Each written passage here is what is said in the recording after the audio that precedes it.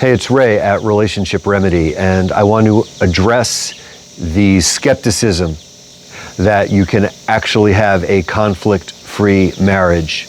You know, it's a shame that we have been so conditioned by society, by our parents, by our friends, by the movies, by all of the forces that have given us this shared assumption that, oh, of course you're going to fight sometimes. You're human beings.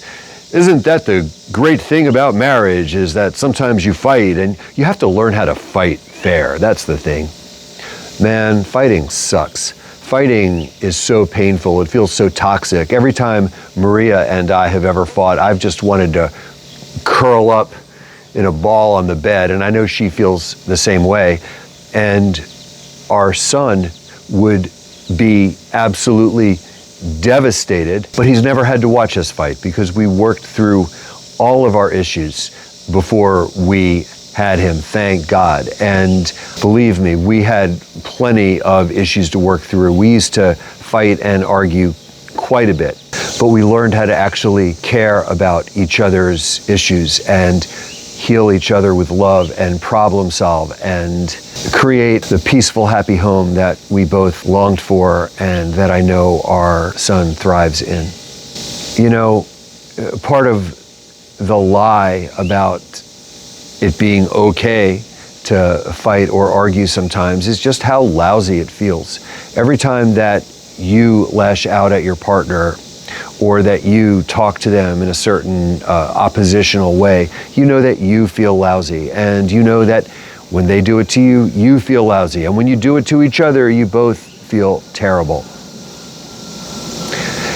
Isn't that evidence enough that maybe you need to find a different way of being with each other?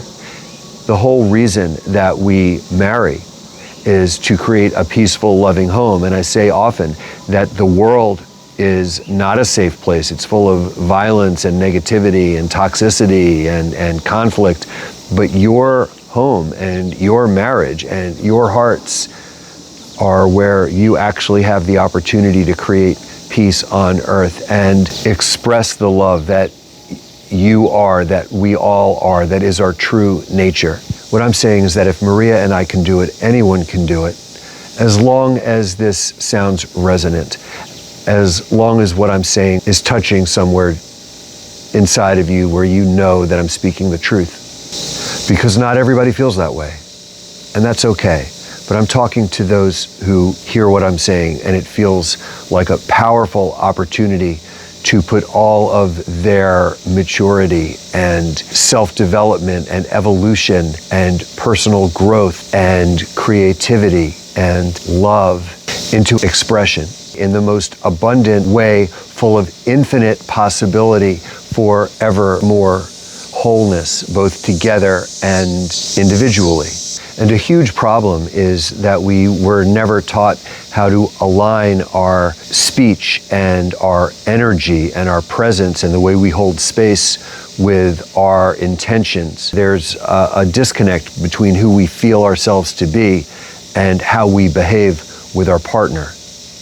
You know, actors refer to this as your instrument, and you need to learn how to allow your soul to play your instrument.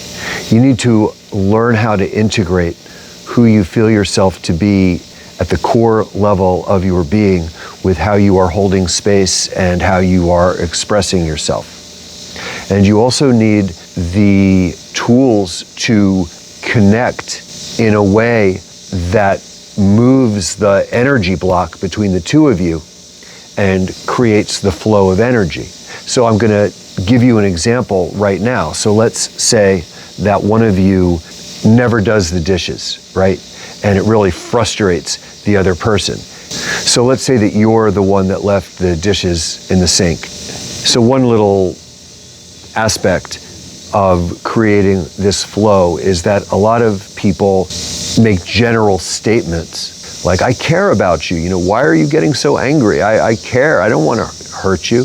And there are two problems with that. One is their tone is if you hear the tone of, I care about you, I don't want to hurt you. The tone sounds like, what's your problem? Why are you being so crazy? You're such a pain. If you're going to break through your issues, you each have to feel like you are caring about the other person's needs and that you validate their upset. If you're talking to them like their upset is just a pain or is silly or stupid, then you are insulting them. They're just going to feel insulted. You have your needs. You want them to care about your needs, and you're insulted if they don't. And of course, the beauty of a marriage is that you each care about each other's needs, and that feels wonderful to both of you. So let's say that one of you always leaves the dishes in the sink and it really bothers the other person, and finally they lose it. So in order to turn that into an opportunity to actually come closer together, well, first of all, you have to care about it. In other words, you have to commit. Well, I don't want to leave the dishes in the sink anymore, just because it bothers them. Just as a raw act of love, maybe I don't think it's such a big deal, but just because it bothers them. I like doing this nice thing for them. It's a nice, sweet thing they do. It makes them feel good. That's one part of it. But you've probably built up such a history that there is an energetic quantity of resentment that's built up between the two of you. So one important component to breaking through that is to specifically address their needs so that they feel heard, they feel validated. So you can say, I know how much it bothers you when I leave the dishes in the sink. And it's so important that we clean the dishes because I know it's kind of gross and I know it really bothers you, and that's really important to me. You can also take it a little deeper and you can assess sort of the deeper need that's making them feel really distressed. In this case, for example, you would say something like, it's so important that you don't feel like I'm just dismissing what's important to you. And it's so important that you don't feel like you're going it alone, like we're a team and we're both creating a great home together and caring about each other. And it's so important that you don't just feel like you're just going it alone. Or you can take it even deeper. You could say, I know that when I leave the dishes in the sink, it feels like chaos to you, that when the house isn't clean, it's like you feel overwhelmed. It's like you can't even think. It's like you don't even feel emotionally safe in your own home. And it is so important that you feel safe in your own home. And if you can articulate their deepest needs, they will feel really heard. It's so important that it's not just the tone. It's not just a soft tone, because you can have a patronizing tone. You can have a condescending tone. You could have a begrudgingly, all right, I know it's so important, that I know it matters, all right. That just insults them. That makes them feel like you think they're an idiot, and that just insults them. You have to care about them just because you care about them, because we all have unique quirks that we want our partner to care about, and we want them to care about our unique quirks, or maybe actual substantial things. And we do the same for our partner, and then that's how you cultivate an environment of mutual care and respect and emotional safety. So again, it's not about the tone, it's about the intention.